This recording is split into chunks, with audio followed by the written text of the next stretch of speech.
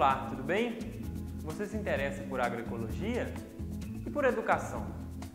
Aqui na Zona da Mata de Minas Gerais, uma estratégia educativa tem sido desenvolvida buscando valorizar os saberes tradicionais das famílias agricultoras e criar uma rede de saberes e de práticas para fortalecer a agroecologia. Isso tem sido feito há mais de 25 anos, como apontam as pesquisas acadêmicas e como relatam as organizações sociais.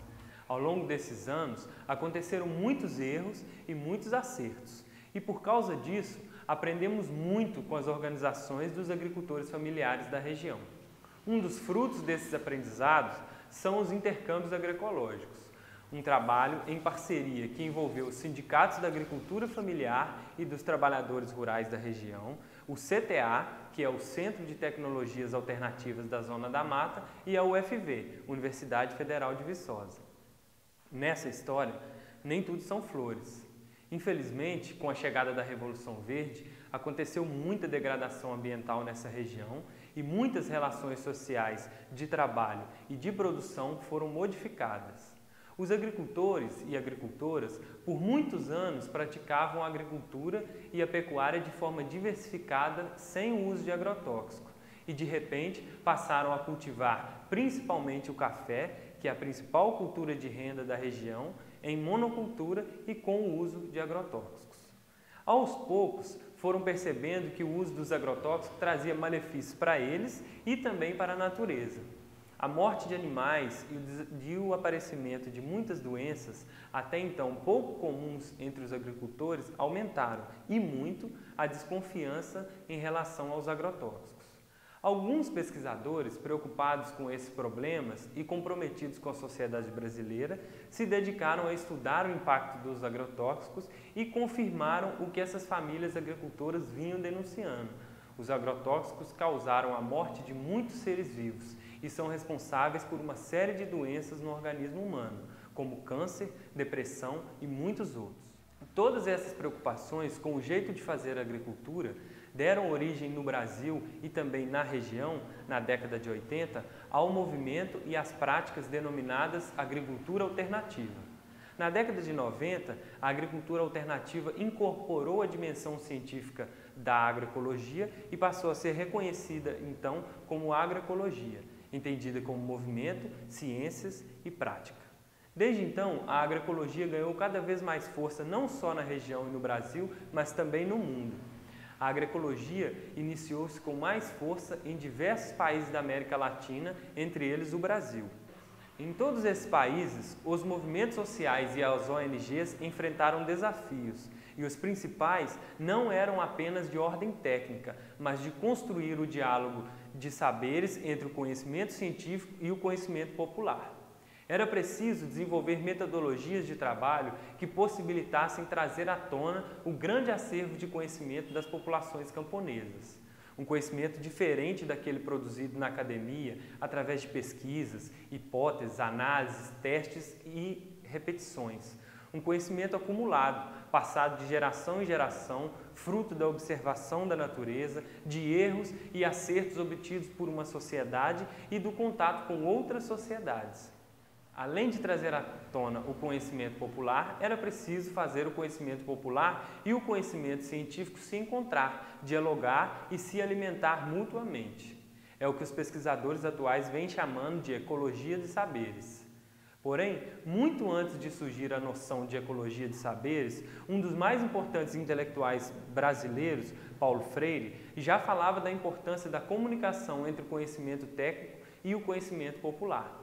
Paulo Freire nos lembrava que ninguém educa ninguém, mas os seres humanos se educam em comunhão.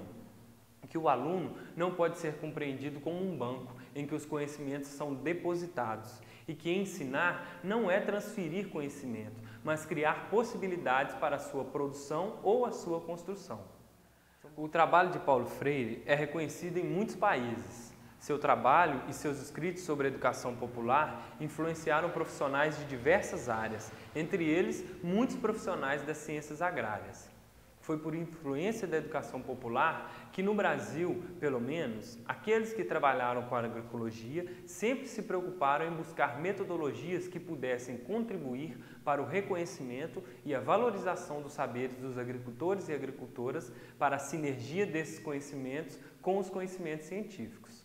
As teorias e práticas freirianas em educação popular foram fundamentais para enfrentar o desafio que, como já falamos, não era de dominar as técnicas de manejo e conservação do solo, das plantas e dos animais, mas sim de fazer com que essas técnicas fossem trocadas entre agricultores e se espalhassem para o maior número de pessoas.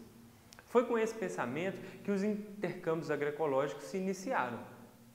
Os intercâmbios foram também inspirados no movimento camponês a camponês que acontece na América Latina. Na zona da Mata Mineira, os intercâmbios já acontecem há mais de 8 anos e, entre desafios e potencialidades, têm contribuído bastante com o movimento da agroecologia na zona da mata. Nós acreditamos que essa experiência pode ser replicada e adaptada em outros locais do país para aqueles profissionais e organizações sociais que queiram aplicar e construir a agroecologia de maneira participativa e com envolvimento comunitário. Os intercâmbios agroecológicos articulam diversos procedimentos para análise do agroecossistema, alguns presentes nos diagnósticos rápidos participativos, como a caminhada transversal, e outros já consagrados na educação popular, como os círculos de cultura propostos por Paulo Freire. Acreditamos, entretanto, que os intercâmbios agroecológicos representam mais do que um conjunto de metodologias, mas um processo social dinâmico que tem sido responsável por uma significativa ampliação da agroecologia na zona da mata. O Gilberto Correia, agricultor agroecológico de Divino, chama os intercâmbios agroecológicos de assistência técnica coletiva, onde todos aprendem com todos. Acho que Paulo Freire ia ficar orgulhoso de escutar essa frase do Gilberto. Pois bem, nessa aula vamos apresentar uma síntese dos procedimentos metodológicos utilizados. Se você quiser saber mais, consulte o artigo Intercâmbios Agroecológicos, Aprendizado Coletivo, disponível na revista Informe Agropecuário da EPAMIG. A revista, de número 287, volume 36, do ano de 2015, pode ser adquirida por R$ 15 através do site www.informeagropecuario.com.br. Mas vamos lá. Quais são os principais passos dos intercâmbios agroecológicos, ou intercâmbio de saberes, como alguns chamam? Primeiro passo. A primeira coisa a fazer é mobilizar a comunidade. Inicialmente, deve-se definir a comunidade e a propriedade onde o intercâmbio será realizado. O primeiro intercâmbio é definido pelas entidades organizadoras. Os demais são definidos coletivamente no final do intercâmbio. Para que o intercâmbio aconteça, só precisa ter uma boa sombra, o que pode ser uma varanda ou debaixo de uma árvore, com algum lugar para sentar. Antes do intercâmbio, a comunidade ou as comunidades precisam ser convidadas e mobilizadas. Para o intercâmbio é convidada toda a família. É importante que os adultos, os jovens, as crianças, todos participem do intercâmbio. Mas não basta convidar, é preciso mobilizar, incentivar e muitas vezes propiciar a participação, o que exige, por exemplo, organizar a logística do transporte e lugares para sentar. A mobilização é feita pelas organizações dos trabalhadores ou por algumas lideranças. Todos podem convidar outros para participar. O intercâmbio normalmente começa ao meio-dia e termina por volta das 17 horas. Mas em alguns casos começa às 9 da manhã, o que exige um preparo para o almoço. Segundo passo, no dia do intercâmbio, sentados em roda, de preferência num local aberto, como já dissemos, debaixo de uma árvore, uma varanda, iniciam suas atividades com uma mística. A mística quase sempre é feita em pé e de mãos dadas, e isso traz o sentimento de união. A mística pode ser uma oração, uma poesia, uma dinâmica de grupo, ou mais elaborada se tiver alguém que possa organizar. Em um dos intercâmbios, o secretário de Cultura do município de Matias Barbosa e um amigo fizeram a mística. A mística é o momento de trazer a concentração das pessoas para o intercâmbio, de harmonizar, de se sentir um grupo que se religa com a natureza, com a comunidade, com outras comunidades. É um momento de fortalecer a identidade do grupo, o espírito de união e de coletividade. Terceiro passo. Logo após a mística é feita uma rodada de apresentação. Neste momento, é importante que cada um se apresente e diga pelo menos o nome, a comunidade de onde vem. Se as crianças não quiserem dizer o nome, os pais dizem. Esse passo é importante não apenas para os presentes se conhecerem. Aqui começa o empoderamento. Com a Revolução Verde, o conhecimento dos agricultores foi tão desprezado e suas vozes tão sufocadas que dizer o nome e a comunidade já é difícil para algumas pessoas. Uma das dimensões da agroecologia é a cultural, e essa dimensão começa com os agricultores e agricultoras tendo direito à fala. É possível acontecer uma apresentação mais sofisticada, com brincadeiras, por exemplo. Também é muito importante que as pessoas digam as organizações que fazem parte, sindicato, grupo de mulheres, cooperativa, grupo de reflexão, etc. Isso é importante para destacar o senso de organização popular. Quarto passo. Feita a rodada de apresentação, segue-se para o momento do grupo conhecer a história da família e da propriedade. Quem conta essa história é a família, de preferência todos os familiares, pais, filhos, avós, parentes, enteados, às vezes os amigos muito próximos também contribuem. Esse momento é importante para trazer à tona diversos elementos do passado, tais como cultivares, trabalho, festas, transportes, concentração fundiária, entre outros. Este, às vezes, é um momento de grande emoção, com choros e risos, pois muitos aspectos mexem profundamente com os presentes. É um momento também de conhecer melhor as famílias e também das famílias se reconhecerem, pois muitos membros das famílias, os filhos mais novos, por exemplo, não conhecem a história da própria família. Conhecer a história é importante. Respeitamos mais o que conhecemos, aprendemos com o passado e, na grande maioria das vezes, as pessoas enxergam que tudo o que fizeram não foi sozinho, mas contou com a ajuda de alguém ou de algum grupo. Quinto passo.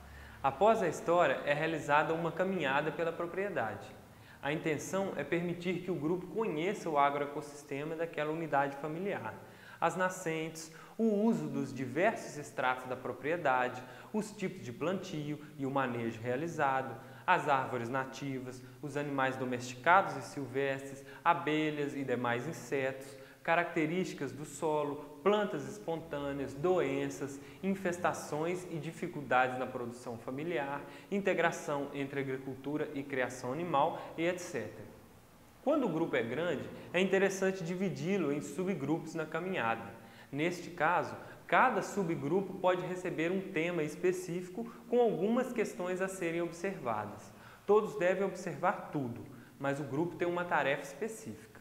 Ao final da caminhada, cada participante ou grupo deve trazer um objeto que lhe despertou interesse ao longo da caminhada pela propriedade. Pode ser uma folha, semente, água, fruto, torrão de solo, galho, lixo ou qualquer outro objeto encontrado. Sexto passo. Ao retornarem ao terreiro da casa, forma-se uma roda de conversa. Cada participante apresenta o elemento que trouxe, dizendo por que esse elemento chamou a atenção. Este momento é uma adaptação do Círculo de Cultura de Paulo Freire, que normalmente inicia com cada presente dizendo uma palavra sobre o tema. O objetivo é que cada um apresente uma ideia, assim todos falam. Facilita porque concretiza e foca a ideia no elemento ou na palavra. A pessoa não precisa falar de tudo, mas apenas uma coisa. E não precisa falar muito. Fala aquilo que mais o coração e a mente pediu para falar. Com isso, o conhecimento de todos é incorporado na roda. Cada um, uma ideia, e o coletivo traz o todo.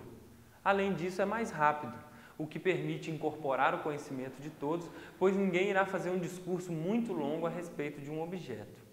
Esse é um momento especial para a socialização do conhecimento. Não que não haja socialização em outros momentos. Este momento deve ser livre. Quando um fala, outros podem, se quiser, interferir, dando sugestões, fazendo comentários. Há então muitas trocas de experiências e vivências. Muitas dúvidas também são esclarecidas, como, por exemplo, por que se manteve uma árvore no meio do cafezal, ou como é feito o manejo do solo, entre outras. Esse momento exige um mediador. O mediador pode ser um técnico, um agricultor, uma agricultora ou uma liderança. O papel do mediador é fazer a roda girar, realçar comentários importantes, ideias conflitantes, provocar o debate sem polemizar. Realçar as ideias conflitantes, mas com cuidado para que as opiniões conflitantes recebam a mesma atenção. Os conflitos não precisam ser resolvidos no intercâmbio, eles precisam ser explicitados. Deixe a roda girar. Com o tempo, em outro intercâmbio, vai se resolvendo. O mediador, muitas vezes, é um técnico que está presente. E aqui o papel do técnico é ressignificado. O seu papel é de animador e problematizador. O animador é responsável por incentivar ao máximo o diálogo entre o grupo. Geralmente ele espera pela resposta dos agricultores e somente na sequência é que podem auxiliar nas respostas. Caso um tema gere muitas dúvidas, a recomendação é seguir o aprofundamento na questão em um próximo intercâmbio. Em alguns casos, o aprofundamento ocorre por oficinas durante o próximo intercâmbio. 7º passo. Ao fim da socialização, ocorre a troca de mudas e sementes, um momento importante para a manutenção da agrobiodiversidade. Os agricultores trocam sementes e mudas de variedades tradicionais de milho, mandioca, feijões, favas, plantas medicinais, etc. Nesse momento, as sementes se espalham, fortalecendo uma rede de guardiões de sementes e cultivares tradicionais. Com isso, ocorre também um enriquecimento da propriedade de todos. E é comum, quando visitamos uma propriedade, a família mostrar uma planta, uma árvore ou uma raça de animal que foi conseguida a partir dos intercâmbios. Muitas vezes, todo plantio de milho ou feijão é feito a partir de sementes conseguidas no intercâmbio. E aqui é uma outra oportunidade para problematizar a questão das sementes crioulas e das sementes transgênicas. Perguntar o que acham, se usam, etc. 8º passo. Outro importante momento é o momento da alimentação agroecológica. Quando o intercâmbio é o dia inteiro, é preciso pensar no almoço. Nesses casos, precisa cuidar para que as mulheres não fiquem presas na cozinha. Caso seja só de meio-dia, prepare-se a merenda agroecológica em uma mesa de partilha. No momento de partilha, cada agricultora ou agricultor apresenta o alimento que trouxe, tendo sido também avisado previamente sobre isso. Sempre solicita-se para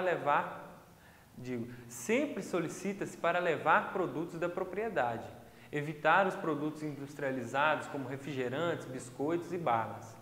Quando aparecem esses produtos, é preciso, com cuidado, problematizar. Os alimentos são um interessante ponto de reflexão, pois refletem a diversidade cultural e ambiental da região e a valorização dos produtos da roça, do meio rural.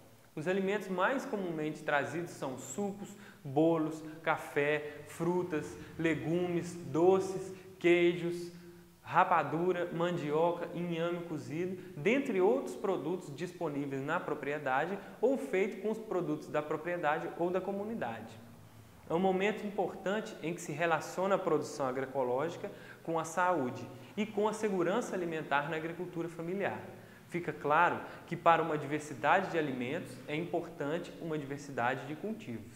Deve-se evitar o uso de produtos descartáveis como copos e pratos. Por isso, deve-se pedir para cada um levar seu copo ou prato ou providenciar. Em uma das comunidades foi incentivado o uso do coité ou da cuia. Aqui também é um momento interessante de problematizar a questão do lixo e do consumo de produtos descartáveis. 9º passo. Após a merenda, ou mesmo antes e de novo em roda, são tirados os encaminhamentos. Neste momento é definida a família onde irá acontecer o próximo intercâmbio, bem como o dia e a temática, caso existam propostas nesse sentido. Caso não, se escolhe um tema específico e o próximo intercâmbio segue o padrão aqui descrito.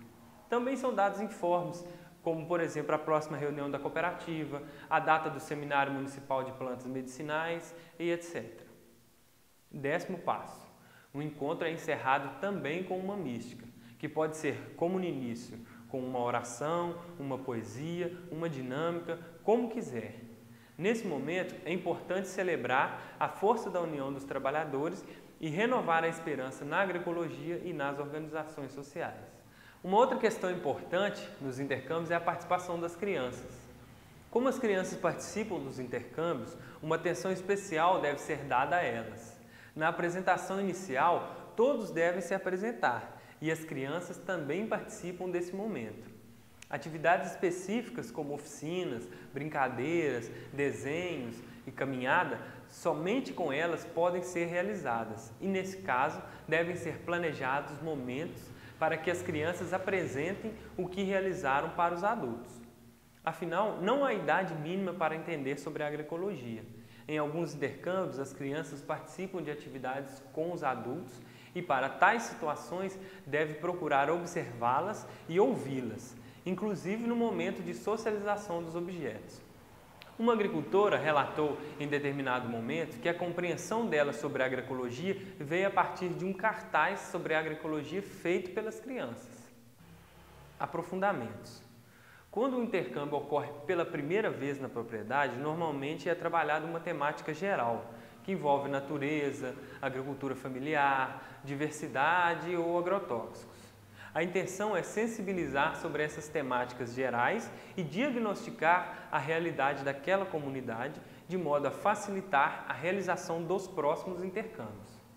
A partir do primeiro, pode-se definir temas mais específicos e priorizados coletivamente, de acordo com as situações, problemas ou os conflitos que surgem.